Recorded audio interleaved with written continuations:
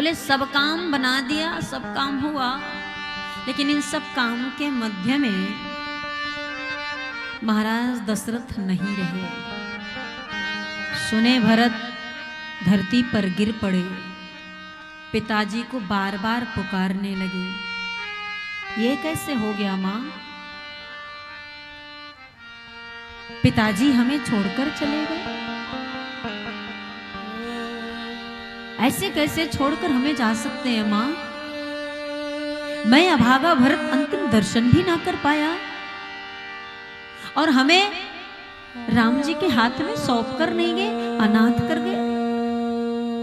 मां, पिताजी का अंतिम दर्शन नहीं हुआ, इस बात का भी कष्ट है, और जाते जाते कम से कम हमारे हाथ को राम के हाथ में सौंप करके तो जाते। लेकिन वो ना राम को सौंपे और अपना भी छत्र छाया हमारे ऊपर से हटा दिए। मां, तात तात हा तात पुकार,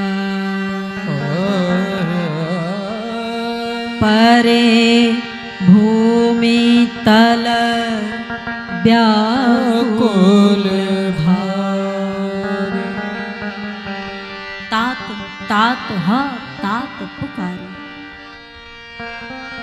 पिताश्री पिताश्री पिताश्री करते हुए धरती पर गिरे, और जब संभाल कर उठे, मां ये हुआ कैसे? ऐसे बीमार थे या कोई बात थी? कैसे हो गई मृत्यु? कुछ तो कारण रहा होगा मां। तब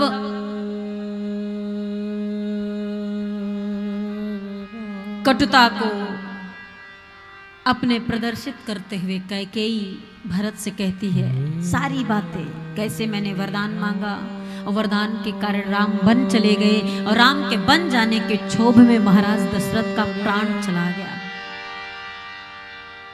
भरत जी अवाक्य रह गए, कुछ देर तक कोई शब्द ही नहीं रहा उनके पास कि मैं कारण हूं। अपने रघुनंदन मेरे राम वन चले गए, पिताजी का प्राणांत हो गया, और कारण इन दोनों के लिए मैं हूं। और कैकेयी मैया, आप तो राघव को अपना पुत्र मानती थी, राघव को अपना बेटा कहती थी। मैं तो कभी आपका बेटा बना ही नहीं, हुआ ही नहीं, उतना प्रेम तो कभी किया ही नहीं। गोद में लेके घूमती तो राम को लेके घूमती थी, भोजन कराती तो राम को कराती थी, सुलाती तो राम को सुलाती थी, लोरी गाती तो राम के लिए गाती थी। और वो राम जब तक वो आपके आंचल को नहीं पाता, आपकी लोरी नहीं सुनता, तो कितना भी मखमल की सेज लगी रहे उसे नींद नहीं आती थी। आज आपने उस राम को अपने आप से अलग कर दिया। उस राम को जिसके लिए तुम 1 मिनट नहीं रहती थी, उस राम को 14 वर्ष का वनवास दे दिया। इतनी कटुता अपने मन में कहां से ला के रखी थी? इतने दिनों से अंदर बैठा ही रखी थी, जो आज उगल दिया। लज्जा नहीं आई, पीड़ा नहीं हुई, कष्ट नहीं हुआ? इस तरह ममता को मारते हुए तुम्हें कष्ट नहीं हुआ? वो माँ माँ करके आपके पीछे दौड़ता रहता था, और आप माँ कहलाने के बदले ये काम कर दी। आप तो माँ थी ना? हे माँ, जाओ पे कुरची रही अति तोरी, जन्मत काहे न मारे मोह। जन्म लेते ही मुझे मार देती, अभी ऐसे मृत्यु देने का क्या कारण था माँ? हे माँ, पेड़ काटते पालव सींचा, मीन जियन निति भार उलीचा। राम हमारे वृक्ष हैं, हम राम के पल्लव हैं, राम जड़ है, हम चेतन हैं। जड़ को उखाड़ करके वृक्ष को, पल्लव को सींच रही हो। इस भरत को जिंदगी देना चाहती हो, भरत को अच्छा बनाना चाहती हो, भरत का बनाना चाहती थी। राम को मारकर, राम को हटाकर, जड़ से पेड़ उखाड़कर पल्लव हरा रखना चाहती हो। मछली को जल से अलग करके जीवित रखना चाहते हो। मेरे राघव हमारे प्राण हैं, हमारे जीवन है, जल है। हे माँ, भर मांगत नहीं, भर मांगते समय भर मांगत मन भई नहीं पीरा। आपके मन एक बार भी कलेजा में दर्द नहीं हुआ, पीड़ा नहीं हुई? ऐसा वर मांगते हुए कि अपने कलेजे के टुकड़े को अपने से अलग करते हुए। इतनी कटुता आप कहां से लाई मां? मां, आप मां कहलाने की अधिकारी नहीं हो। आप मां हो ही नहीं, आपको मां कहलाना ही नहीं चाहिए। आप ममता के नाम पर कलंक हो। जो राम की नहीं हुई वो भरत की क्या सगी होगी? जो अपने पति की नहीं हुई वो अपने पुत्र की क्या सगी होगी? प्राण ले लिया पिताजी का, प्राणनाथ राम को वन दे दिया। ये भरत आपका बेटा नहीं है। और आज के बाद यदि कुछ संबंध था भी तो मैं वो संबंध आज तोड़ता हूं। आज के बाद आपका मुझसे कोई संबंध नहीं है। आप मेरी मां नहीं, हम आपके पुत्र नहीं हैं। और एक उपकार और करना, इस भरत के सामने कभी आने का साहस मत करना, अन्यथा आज तो संबंध था, हम स्वयं को रोक लिए। आगे कुछ अनैतिक भी हमसे हो सकता है, मैं अपनी मर्यादा से भी बाहर आ सकता हूं। आप मेरे सामने कभी मत आना, अपना मुख कभी मत दिखाना। आप कलंकनी हो, उल्टा हो, दुष्टा हो। आप वो नागिन हो जो पूरी अयोध्या के सुख का, पूरे नगर वासियों के आनंद का दहन कर दिया। पूरे अयोध्या में विष ही विष फैला दिया। तभी तो अवध वाले हमें देखकर मुंह मोड़ रहे थे, क्योंकि मैं आपका बेटा हूं। ये दुर्भाग्य हमारा कि राम हमारे कारण बन गए। उस सिंहासन के लिए, इस राज्य के लिए, इस अर्थ के लिए तुमने हमारे प्राण को हमसे अलग कर दिया, अयोध्या के प्राण को अलग कर दिया। विचार किया कि जब हमें इतना कष्ट है, अवधवासियों को इतना कष्ट है, तो ये जिसकी मां, उस राघव की मां, जन्म देने वाली मां कौशल्या पर क्या बीता होगा। कौशल्या के पास गए हैं। कौशल्या धीर अधीर होकर के बूढ़ी आंखों से उसी रास्ते को निहार रही जिस रास्ते से उसका राघव बन को गया था। भरत के आने की आहट भी नहीं हुई। भरत देख रहे हैं, कौशल्या एक टक बस आप पलक उस रास्ते को देख रही। भरत जी बोले, मां, ए मां। कौशल्या को लगा राघव आ गया। कौशल्या ने कहा, राघव आ गए ना तुम? मुझे पता था बेटा, मुझे पता था कि तू मेरे बिना नहीं रह सकता। उस वन में तू नहीं रुकेगा। तू आ गया ना? देख अवध की क्या दशा हो गई। तेरे पिताजी हम सबको छोड़कर चले गए। आजा लाला, आजा। और जब आंखें बंद की और पलक झपका के आंखें से देखा तो सामने भरत विकल होकर रोने लगे। मां, आज इस सब का कारण ये भरत है। इस भरत के कारण आज एक मां की कोख उजड़ गई। ये बूढ़ी आंखें अभी भी उसी राम को ढूंढ रही है जो बड़ी दूर निकल गया। मां की गोद में सिर रखकर भरत रोने लगे। कैकेयी जी कौशल्या जी थोड़ा सा ढाढ़स अपने मन में बंधाते हुए बोली, कोई बात नहीं, चुप हो जा पहले तू। अपने आंसुओं को पोंछ ली कि मैं रोऊंगी तो ये कैसे चुप होगा, इसको कैसे चुप कराऊंगी। तो सुन ना, सुन लाला, सुन, तू रो मत। अरे जे राम नहीं है तू तो है, तू भी तो राम जैसा ही दिखता है मेरा लाला। मैं राम से ज्यादा तुझे प्रेम करती हूँ। राम तो कैकेयी का बेटा था, मेरा बेटा तो तू है ना। तू आ गया, मुझे अब राम की याद नहीं आएगी लाला, आजा। हृदय से लगा ली भरत को। भरत फपक कर रो रहे कि जिस माँ ने अपने लाला को खोया है, आज जिसके कारण खोया उसके बेटे को हृदय से लगा रही। इसके बेटों को उसने वन भेज दिया और उसके बेटे को ये अपने कलेजे पर लगा रही है, उसे अपना मान रही है। कौशल्या जी बड़ी महारानी है। कौशल्या जी अपने मन को समझा रही हैं। क्यों? क्योंकि दशरथ जी का जब प्राण निकल रहा था तो कौशल्या जी को बुलाए। कौशल्या जी आई। दशरथ जी बोले, कौशल्य, मुझे वचन दो, मुझे वचन दो कौशल्या, मैं जो कहूंगा ईमानदारी से निभाओगी। कौशल्या जी ने कहा, क्या करना है महाराज? बोले, मेरे जाने के बाद मेरे भरत का जीवन तुम्हारे हाथों में रहेगा। मेरे जाने के बाद मेरे भरत का जीवन तुम्हारे हाथों में रहेगा। इस रघुवंश, इस रघुकुल का उजियारा करने वाला 3 दीपक, 3 उजाले का, प्रकाश का 3 स्रोत है। पहला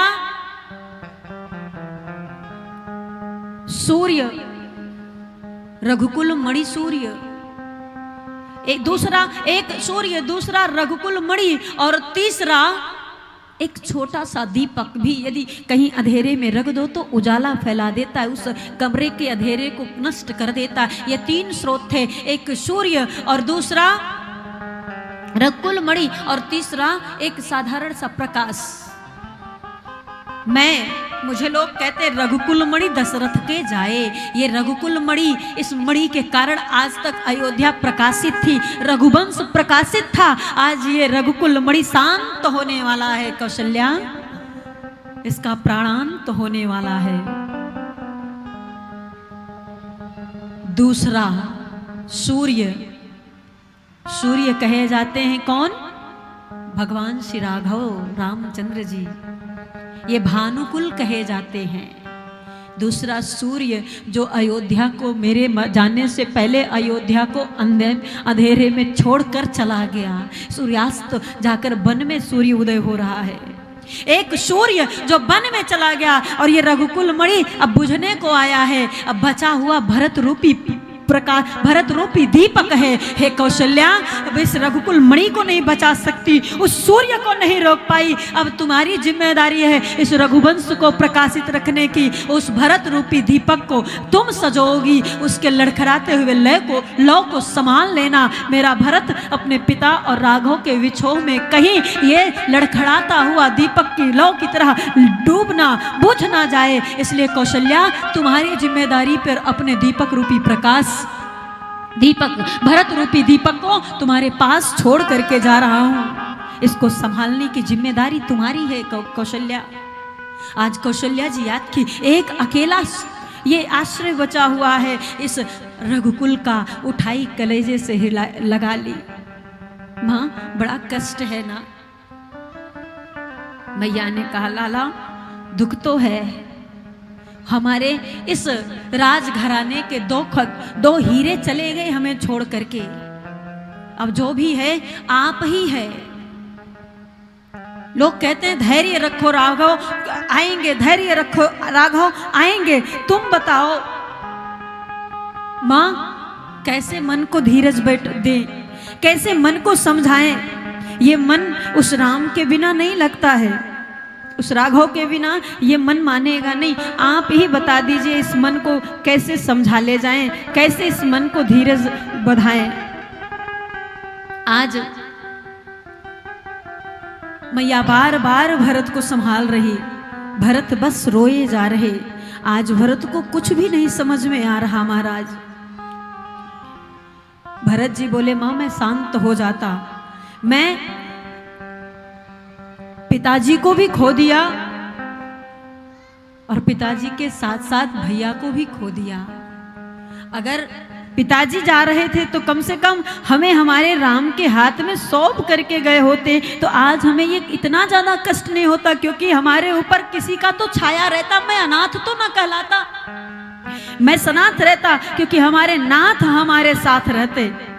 हमें किसी बात की चिंता नहीं होती, किसी बात का कष्ट नहीं होता। लेकिन आज मेरे राम हमारे साथ नहीं है और पिताजी भी हमें छोड़ करके चले गए हैं। मैं कैसे शांत हो जाऊं, अपने मन को कैसे समझाऊं, अपने हृदय को कैसे समझाऊं, कैसे ढाढ़स बंधाऊं? मां आप ही बता दो, हमें कोई रास्ता दिखा दो। मैया ने कहा, लाला अगर तू शांत नहीं होगा तो तुझे पता है तेरे पिताजी का अभी अंत्येष्टि नहीं हुआ है।